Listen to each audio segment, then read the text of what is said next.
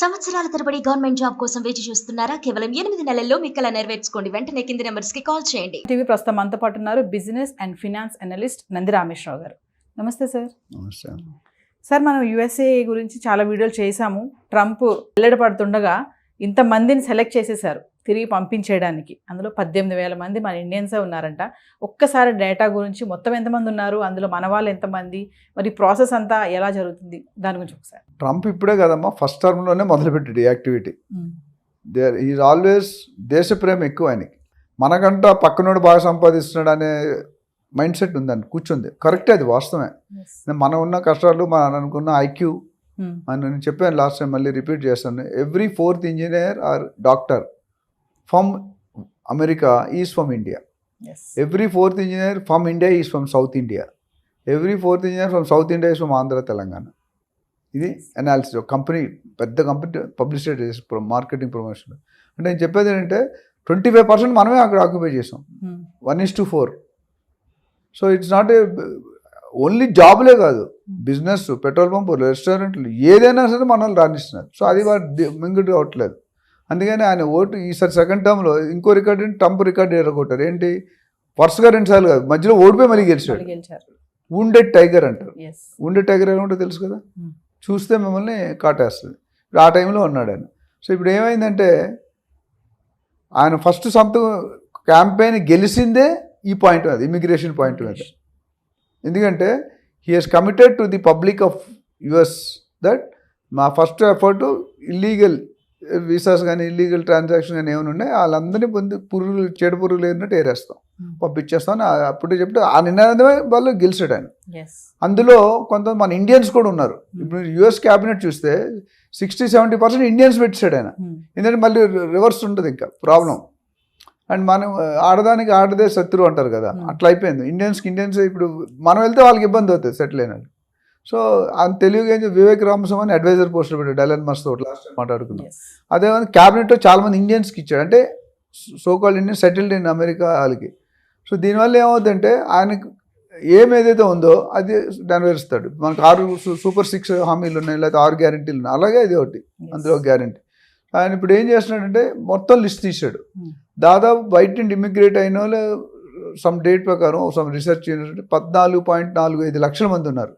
అందులో అనేకమైన దేశాలు ఉన్నాయి, చైనా ఉంది, ఇండియా ఉంది, మిగతా పక్కనే సౌత్ ఆఫ్రికా, కెనడా, ఇవన్నీ కూడా ఉన్నాయి. సో దాంట్లో ప్రత్యేకంగా చైనాకి 37,000 మందిని ఒక లిస్ట్ తయారు చేశాడు. ఠాగూర్లో ఒక లిస్ట్ చేశాడు చిరంజీవి గారు, సినిమా వచ్చింది ఠాగూర్ అని.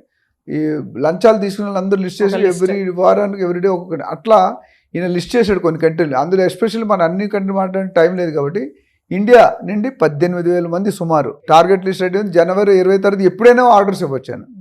అదేవిధంగా చైనా 37,000, ఇంకా అట్లా పోతే మిగతా ఈ 14 లక్షలు అలాగ వేరియస్ కంట్రీస్లో షిఫ్ట్ అయింది మనకున్న కంట్రీస్లో. సో ఇది చాలా తీవ్రంగా ఉంటుంది దీని పరిణామం. ఎందుకంటే ఫస్ట్ లిస్ట్లో ఇప్పుడు మనకి ఏమంటే రిజల్ట్స్ వస్తాయి కదా, first list, second list, third list, లేదంటే కాలేజీ సీట్లు వచ్చినప్పుడు ఫస్ట్ లిస్టులో రాలేదు, సెకండ్ టైం కౌన్సిలింగ్ 3, అట్లా ఫస్ట్ లిస్ట్లో పెట్టాడు. సెకండ్ లిస్ట్ ఎంత వస్తుంది, పెద్ద ఫిగర్ ఉంది దానికి. ఉన్న వాళ్ళందరినీ ఇప్పుడు 14 లక్షలు అంటే రేపు 30 లక్షలు ఆశీర్వడకలేదు, 50 లక్షలు ఆశీర్వడకలేదు.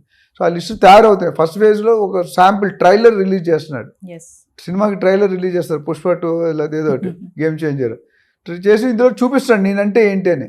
అండ్ ఇంకో కమిట్మెంట్ కూడా ఇచ్చాడు, ఏంటంటే ఎక్కువ అంత మంచి సంబంధాలు కూడా ట్యాక్సులు పెంచేస్తా ఉన్నాడు, ఇంపోర్ట్ ట్యాక్సులు. అంటే మన కంట్రీని వాళ్ళు కొంటే ట్యాక్సులు పెంచేసి తగ్గిపోతారు, వాళ్ళ కరెన్సీ బయటకు వచ్చేస్తుంది కదా, అదొక కండిషన్ పెట్టాడు. అంటే HB1 తర్వాత మనం HB1 కొన్ని కండిషన్లు పెడుతున్నాడు, సిటిజన్షిప్ తీసేసాడు. ఇవన్నీ కూడా ఇండియాకి విరుద్ధంగా. అంటే వాళ్ళు చేయాలి, వాళ్ళు బాగుపడాలి, వాళ్ళకి ఎక్కువ సంపాదించండి, ఇలాంటి యాక్షన్స్ తీసుకోవాలి. అయితే నష్టపోయేది ఎవరు, తీసేస్తున్నారు, జాబ్ తీసేస్తున్నారు. ఇప్పుడు ఆల్రెడీ నాకు కస్టమర్స్ ఉన్నారు కొంతమంది, నార్త్ కెరోలినా, కాలిఫోర్నియా, టెక్సాస్, ఇవన్నీ మంచి ఏరియాలు. సో అక్కడ ఆల్రెడీ లాస్ట్ 2 ఏళ్ళు ముందే కొంతమంది ఉద్యోగాలు పోయామంట. ఎందుకంటే యూఎస్లో ప్రాజెక్ట్స్ రావట్లేదు.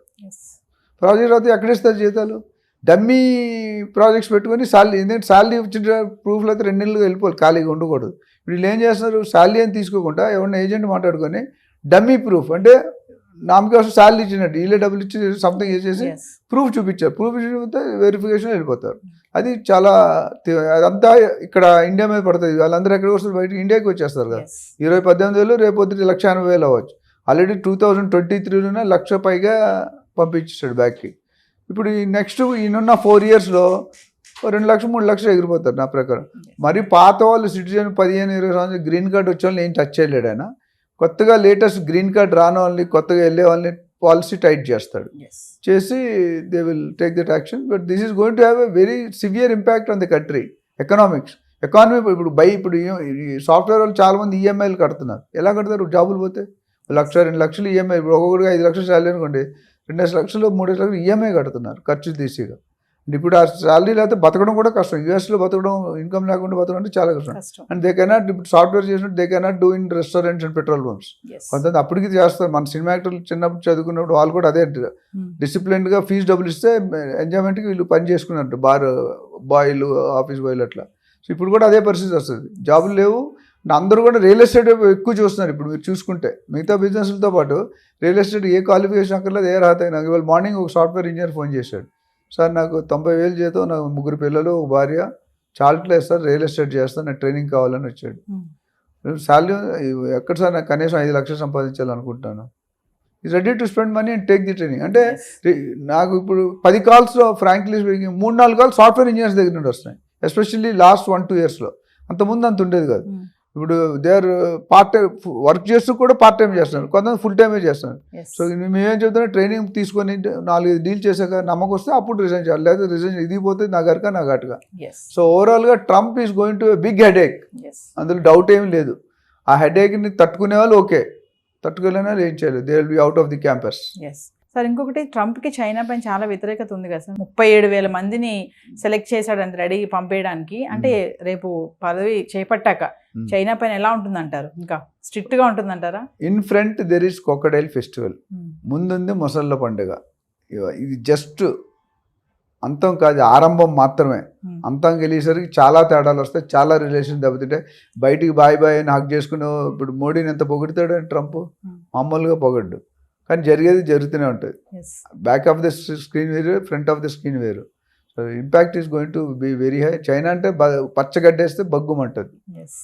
సో అది మనం అంటే తిరిగి పంపించే ప్రక్రియ స్టార్ట్ చేసి బాగా దాని మీద ఎక్కువ ఫోకస్ పెట్టారని అంటారు Trump. One of the main reason. అందుకని ఇప్పుడు ఆయన ఇండియా ఉన్న ఒకటి పెట్టాడు. మెయిన్గా మనం డోజ్ అనే బాడీ మాట్లాడాం, directorate of government efficiency. Government వాళ్ళకి టార్గెట్ ఏమి ఇచ్చాడంటే ట్రంప్ గారి వీళ్ళిద్దరికి, by 2026 our economy has to grow. ఎందుకంటే బైడెన్ దీంట్లో పెద్దగా విశేషాలు జరగలేదు, మ్యాటర్ అంత కనిపించలేదు. అందుకని ఆయన ఎప్పుడు విన్ అవ్వలేకపోయాడు. ఈయన చాలా రిపబ్లిక్ అంటే డిఫరెంట్గా ఉంటుంది, డెమోక్రటిక్ కొద్దిగా కూల్ ఉంటుంది, రిపబ్లిక్ రెవెంజ్ లాగే ఉంటుంది. అటు తలుచుకుంటే పట్టిందల్లా అనుకున్నది చేయాలి. 600 అయినా 100 అయినా. ఫస్ట్ టైంలో చేయలేకపోయినా బాధ చాలా మిగిలిపోయిందని, అందుకే సెకండ్ టైం రాగానే ఇది మొదలుపెట్టాడు. Thank you sir. Thank you.